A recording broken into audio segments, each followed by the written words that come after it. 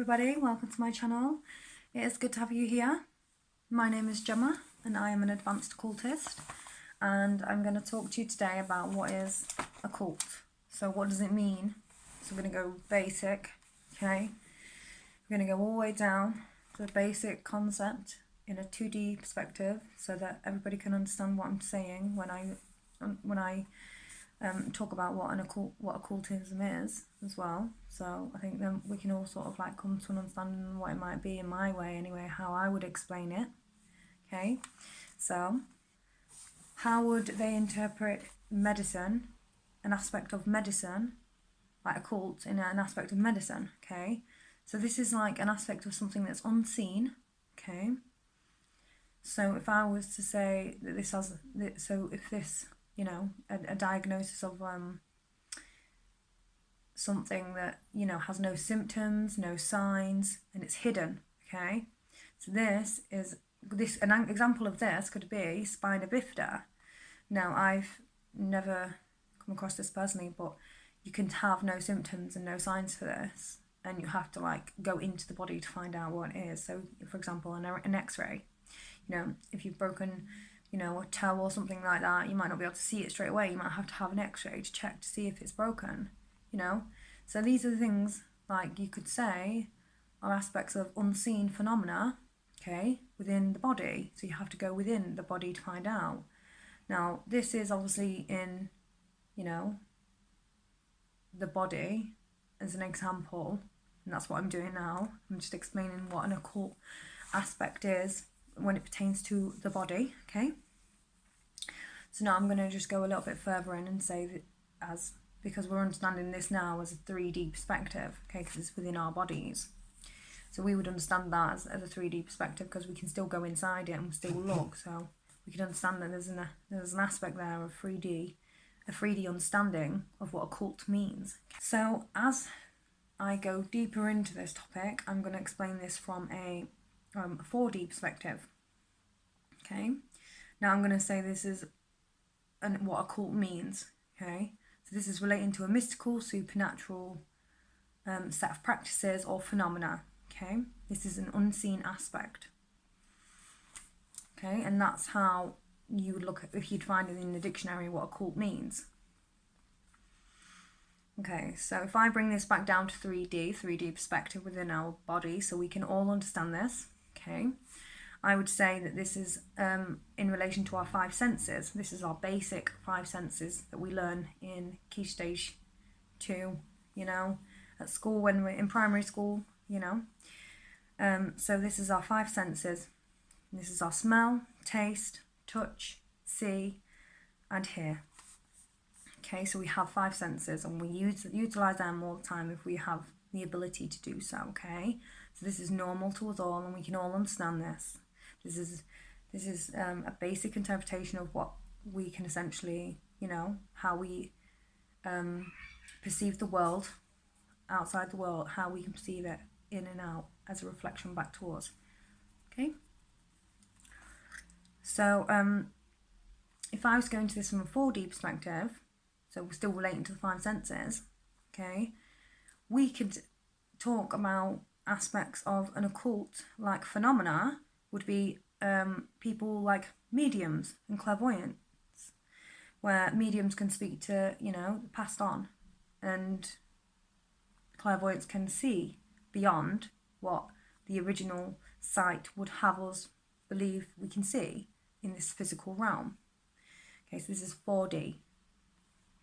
Okay, so I don't know if anybody's ever come across this, but has anyone ever smelt burnt toast, for example? This is very common, to smell burnt toast, but there's no toast in the toaster.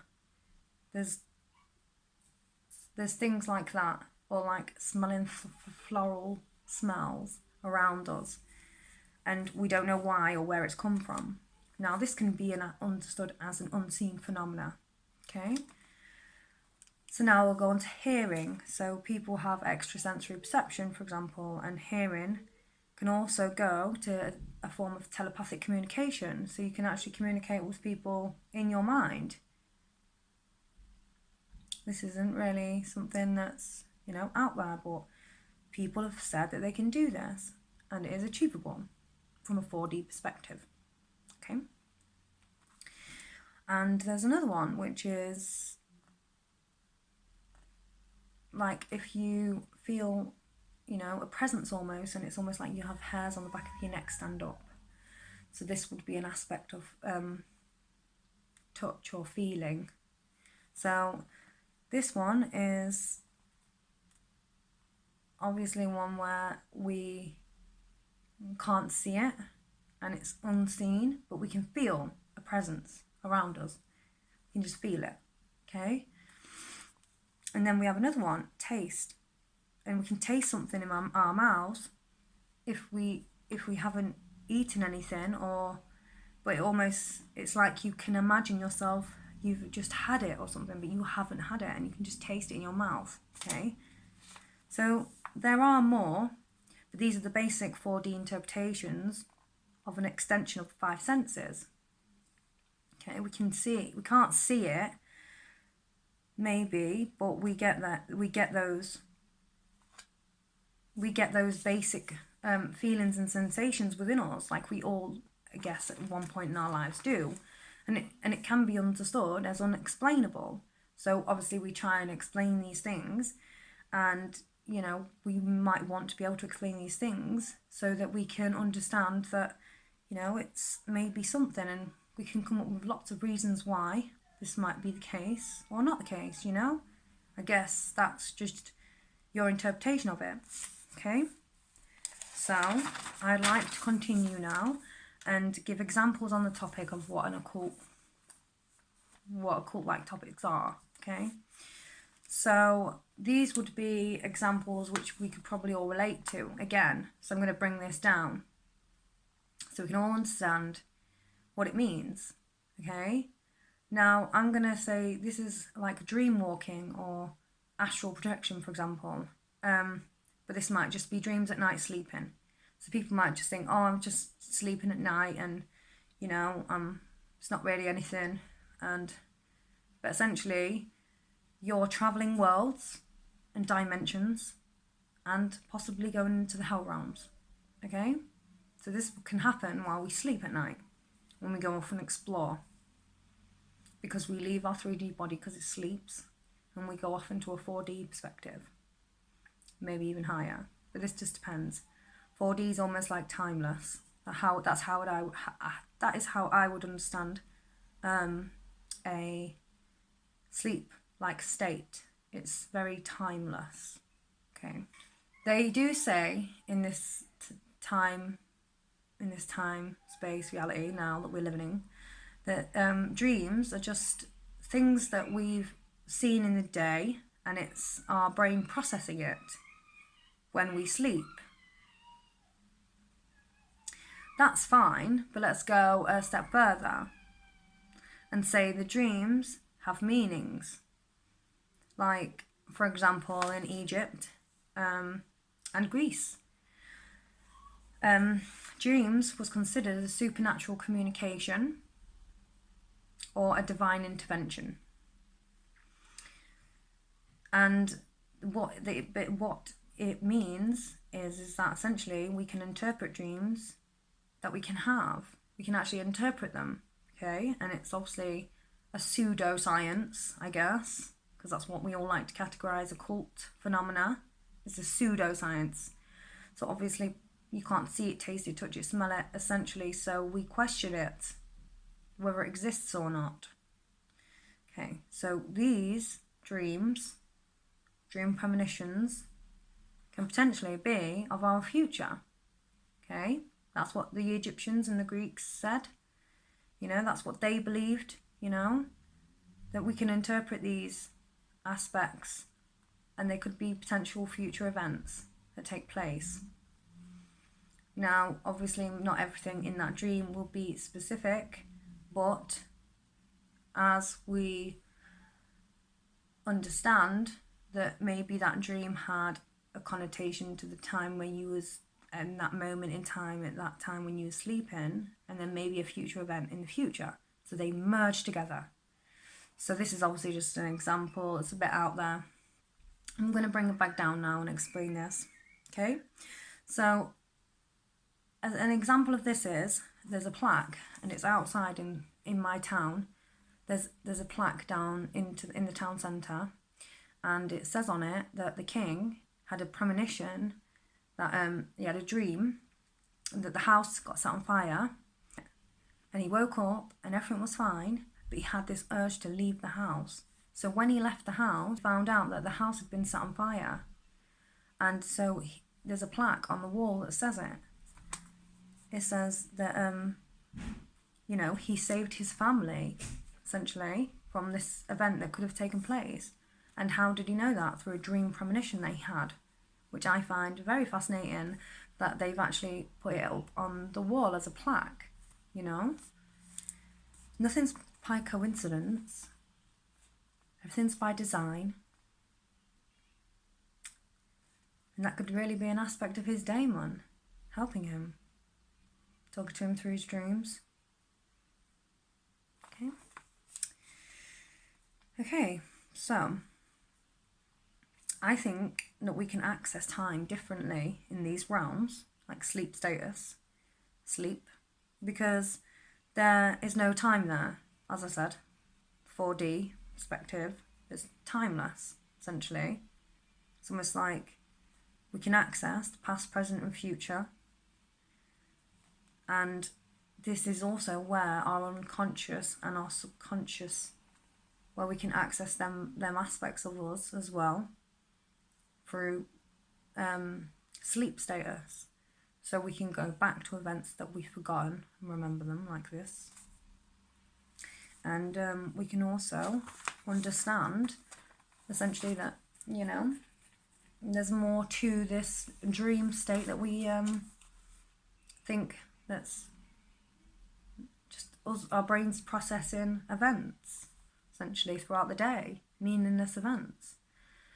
You know, there's an essential reason why we sleep at night. I love sleep. I absolutely love sleep. It's like a favourite pastime of mine. Okay, so dreams are windows into other worlds, you know. So if we look at it like this, that they're windows into different worlds, dimensions, time, space and reality, and it's all merged together. So this is just one example of occults. What it means as an occult perspective. What is an occult phenomena? Okay, so this is literally just one aspect, and if we bring this down into 3D perspective, explainable to the masses, then we can all sort of come together and understand, you know, that Egypt and Greeks, they all understood this aspect of us, and you know, they honoured it, they took it seriously, you know, and it's not just some woo-woo that we've just put together in the day and that's it. There's more to this. There's more to these aspects of us, especially when we're sleeping at night. Because I find this really interesting. This is one of the dreams, was sort of like a doorway into occult phenomena for me personally. I mean, because I used to dream a lot all the time, and I used to have visions and stuff around the time where I'd just wake up and just go to sleep at night, and it was always around that time, and I found a lot of it fascinating, but it's also aspects within that were comforting as well. So another one is astrology, which is something obviously I've been speaking about. Astrology is one of the ones that, you know, I found interesting as well. So that's another one that really opened the door into occult phenomena, I guess, for me. And I also think that it's really interesting that I took a step further into this after many years of trying to understand my dreams and what they could possibly mean, really. I mean, I spent my whole life trying to figure this out. I didn't really know that there was anything else out there that could just explain all this. When I was younger, more like an access to pre-program. So there are definitely things I remember from childhood that quite interesting,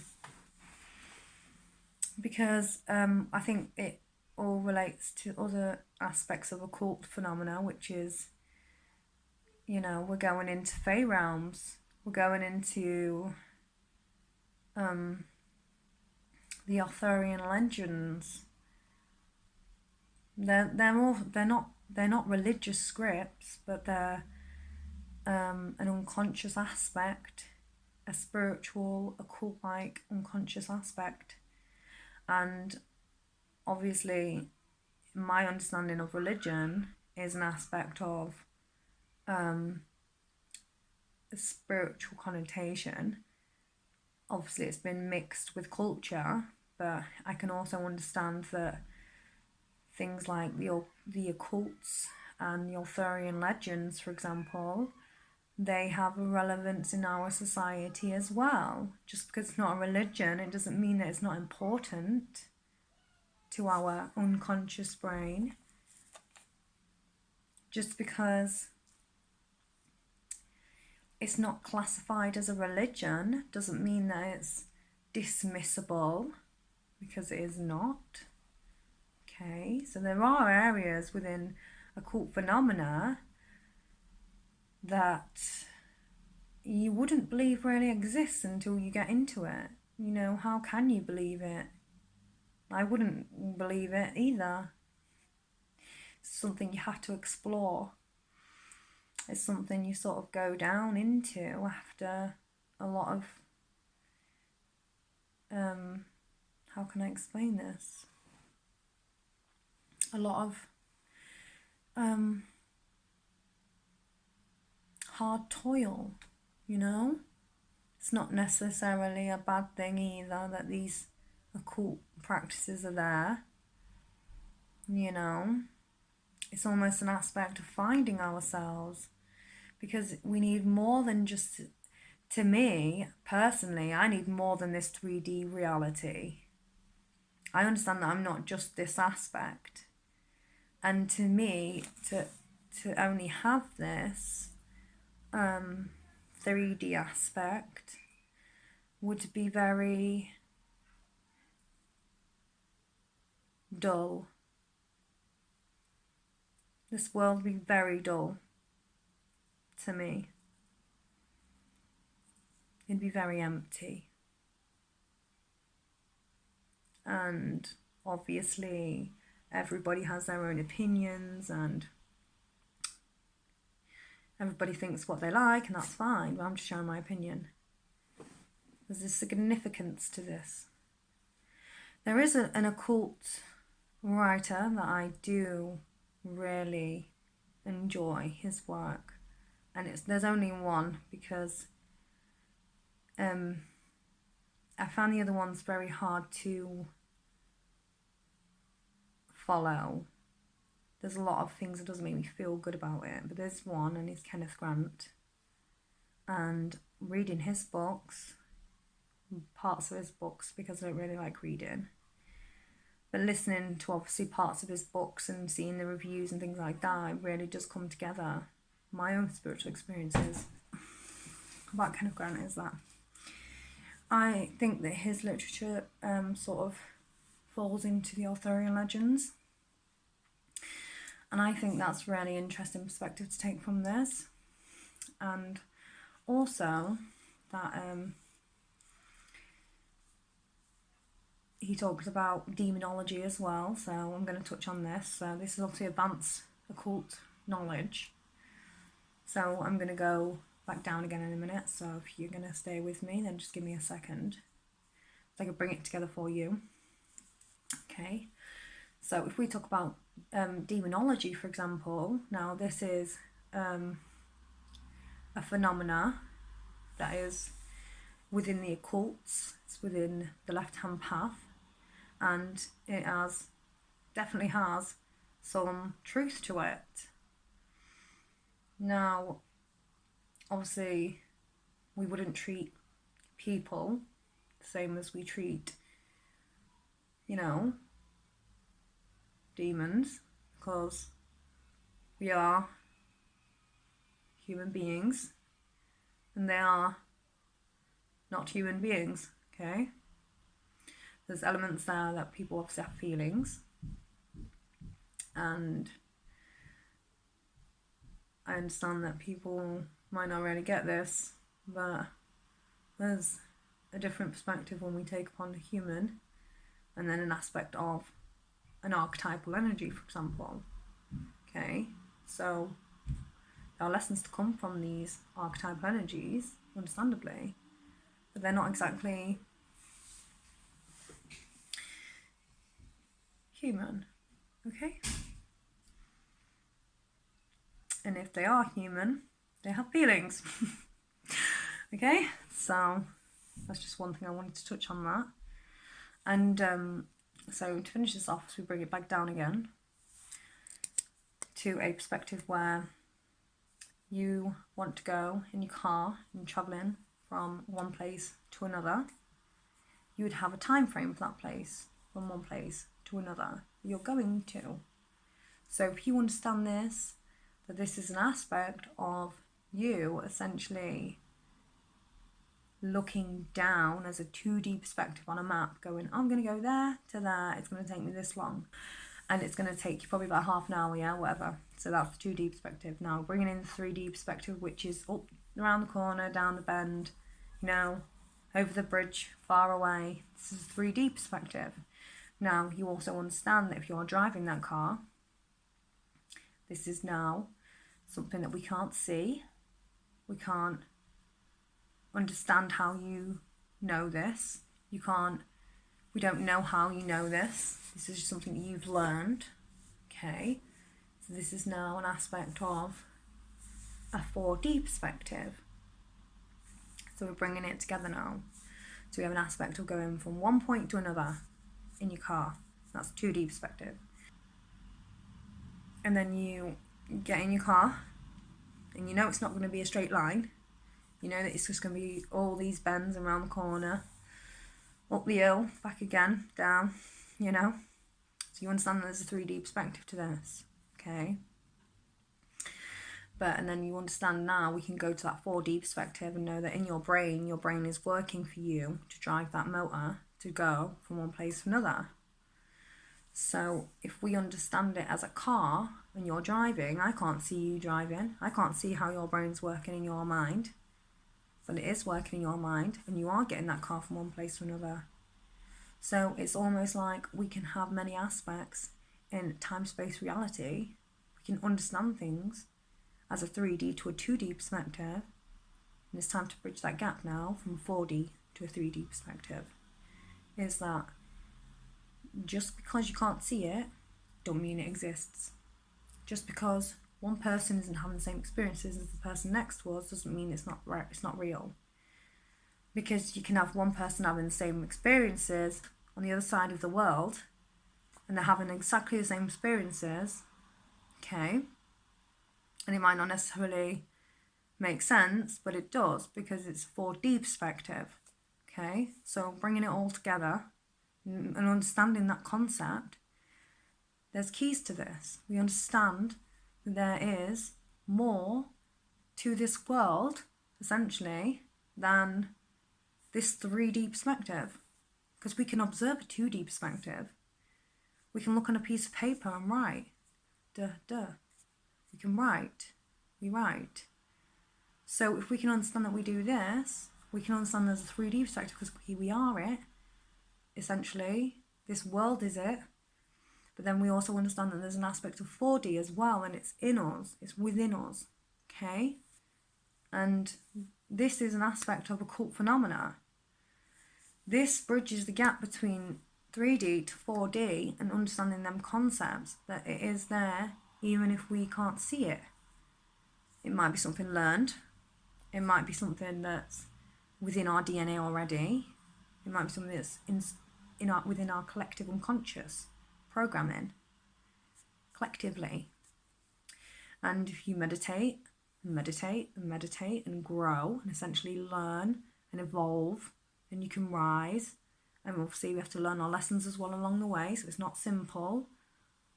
But then once we get to the points where we can feel satisfied with what we have achieved, and that's obviously enough for you and your journey, or if you don't gravitate to anything like this at all and you think it's absolute garbage, then that's obviously a point in your life where you've decided that's enough for you, and that's okay. But it is something that a lot of people will gravitate towards because it's not just an aspect of it. It all interlinks with the unconscious aspects. And if people are into occults and stuff like that, you'll find groups gravitate towards groups within culture of these occults, because there's actually some substance to this, okay? So I just wanted to point that out because I think it's really important. So yeah, what is the occults? I did name a few. I think I named astrology, dreams, beyond the five senses, you know. And obviously there are aspects within us anyway that we do. When we say it's learned behaviour. So if we drive in a car, we have to learn how to drive that car. So it all interlinks if we understand it from a 2D perspective to a 4D perspective. Obviously there's higher dimensions, and I think they're accessible as well when we dream. I think that's probably really where we go, essentially. We go to higher realms. And I think that it's accessible to everybody, especially when we sleep. You don't need to practice anything. It's all there when you sleep at night. And people write journals and stuff. And they associate what they need to associate with and what makes sense to them in their lives. You know? And we have a lot of people that are waking up, especially since COVID. A lot of people have been waking up, understanding that there's more to life. If there wasn't more to life, I don't know. I wouldn't find it very exciting. This is my life. Occults, stuff like that. It's kept me going. Okay? It's my interest. And yeah, so basically this is what occult phenomena is, what it might mean. We can go all the way up back into past lives as well. You know, through these phenomena, we can travel back into our past lives, get downloads. There's a meaning to this. Why are we remembering certain past lives? Why do we need to remember specific ones? And we put them all together and it makes sense. Because we're supposed to learn something from this life, from those lifetimes. And that's another thing that I'm going to say. And they're basic principles of occult phenomena, I think. And I think they're keys. I think everybody should have this understanding. It should be free. It should be free. It shouldn't be something that you have to pay for. It should be understood as a general consensus, so that an essence of us can actually come together with this information, so that people aren't running around like headless chickens and getting put in asylums, mental homes, mental hospitals, whatever you want to call them. For what? It doesn't make any sense.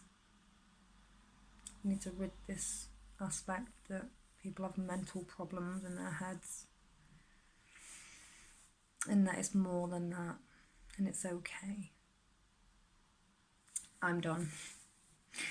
Anyway, if you like my content, like and subscribe, and I will definitely be back with more.